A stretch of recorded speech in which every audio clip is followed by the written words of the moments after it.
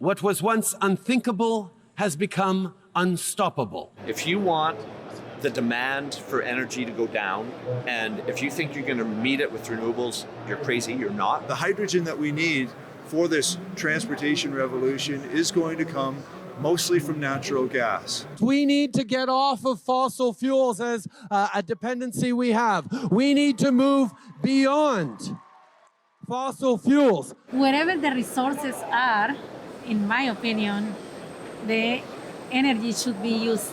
I know some people will say a war is no time for climate action, for looking to clean solutions to build a competitive economy. Well, the same people said the pandemic was no time for climate action. We didn't let them stop us then, either. On this episode of The Buffalo, we're of course here in Alberta, and we're talking about carbon and the carbon taxes, the carbon plans, all of the environmental stuff that Justin Trudeau has put out there in the last few years. Well, it's had an effect, not just on Canada and the bottom line that we all share in the economy that, well, basically puts food on the table for every single one of us. Well, Trudeau, he's done a lot to get in the way, and on this episode of The Buffalo, we're going to find out a little bit more about the carbon tax and the carbon assault on the energy industry in the West.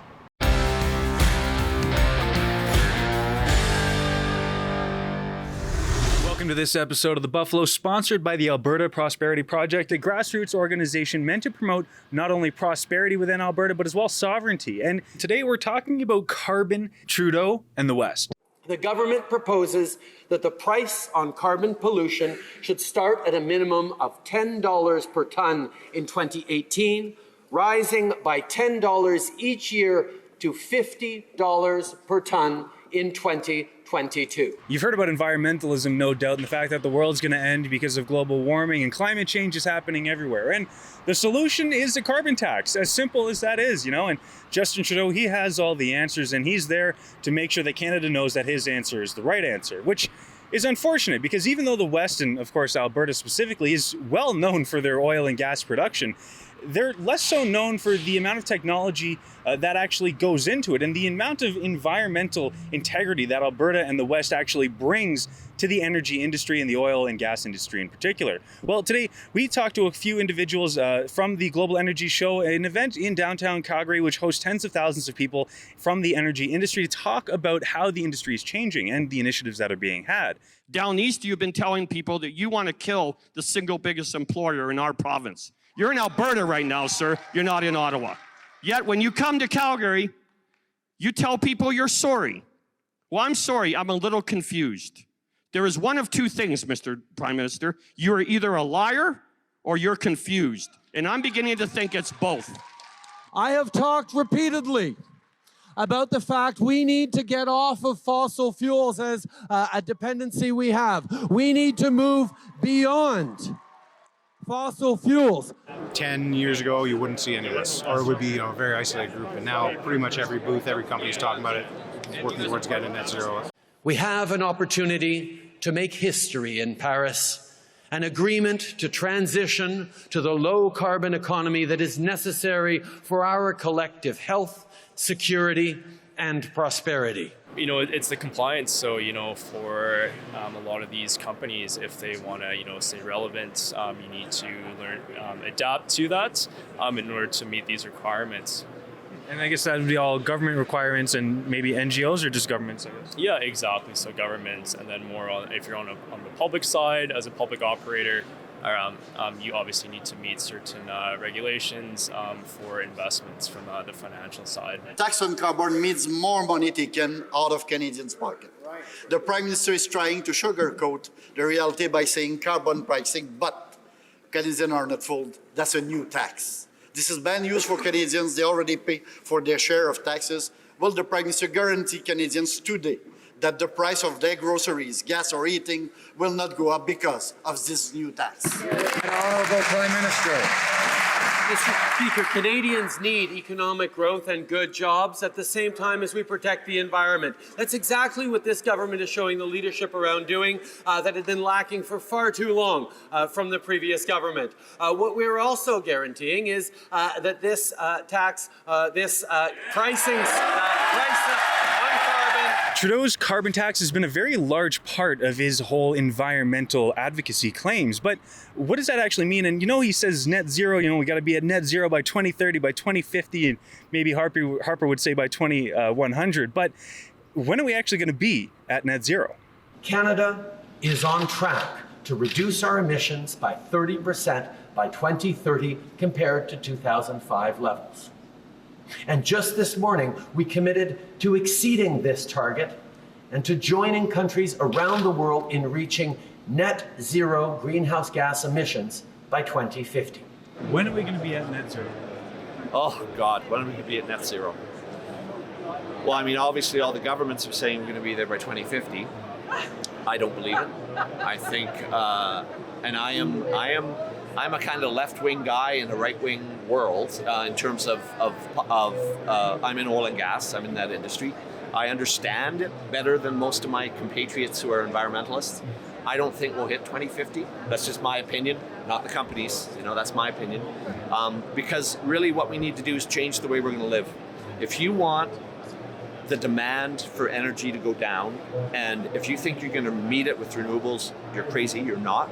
We have to start living with less. If we're not willing to live with less and change the way we live, we're not hitting net zero, ever. Because we've got the two biggest economies on the rise in China and India, with 3 billion people, everybody wanting to be middle class, and who are we to say they shouldn't be? We're middle class. What does that mean in terms of how they're going to live and the kind of energy they're going to use in the future, let alone what we're doing? The solution for net zero is for us to change the way we live. I don't know how we're going to do that. Don't buy a car. I don't know. Talk about electric cars. That's not going to do it. Because there's resources that go into that to build those vehicles, whether they use hydrocarbons or not. We have to change the way we live. To cut out the demand, if you cut out the demand, there won't be more oil produced. If people don't need the oil and gas, it doesn't get produced. It's being produced because people need it, bottom line. So, to me, as an environmental person and as many friends in the environmental movement, we have to change the way we live. That's number one. And if we don't, we're screwed. Even the environmentalists are saying that what Justin Trudeau is doing isn't productive. As a second point, this plan includes some strong measures aimed at accelerating a reduction in greenhouse gas emissions. Our goal is to have Canada powered by 90% clean energy by 2030. We're not numbers on a ledger. There's people that are hurting badly and they're losing everything, committing suicide, losing their houses, not able to put their kids in hockey.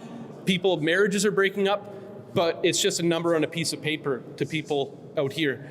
On Thursday, August 25th, the Alberta Prosperity Project and Rebel News are hosting a special UCP Leadership Dinner and Forum at the Edmonton Convention Centre. We're asking the UCP leadership candidates tough but fair questions, like how will they protect our rights and freedoms from the United Nations Agenda 2030 and World Economic Forum's Great Reset? How will they fight the climate change initiative? And how will they counter inflation? You won't want to miss this event. Get your ticket today at www.albertaprosperityproject.com.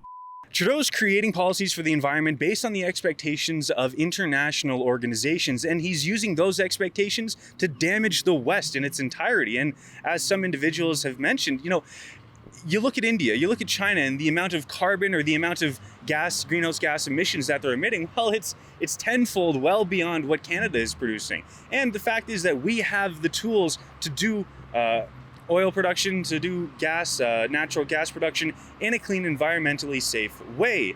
And it doesn't seem like Albertans actually have a problem with that. They just have a problem with all these bad policies that Trudeau's trying to put forward. He's actually damaging our economy. He's damaging our lives in more ways than can be accounted for. And as mentioned, and I just want to make this crystal clear, the West, Alberta, they're trying to create an oil industry, an oil and gas industry that is environmentally friendly, that makes sense, that is economically viable. And here we have Justin Trudeau. He comes around, whips his carbon tax out, and pretends like he's going to save the planet. Well, why don't you have to ask the natives up north in the Northwest Territories what they thought when Justin Trudeau took away their ability to extract oil and gas? Territorial leaders and a number of Indigenous leaders over the past few days to inform them of this opportunity we have to protect the Arctic for future generations. He told us yesterday, 2 hours before he announced it, we're concerned that is this going to be the new way of doing business where in order to support development in the south, you have to shut down development in the north or create new protected areas. We are not an extension of the federal government. The federal government is an extension of what we need. And yet here we are with Justin Trudeau destroying a whole industry because of his pathetic attempt at being environmentally friendly.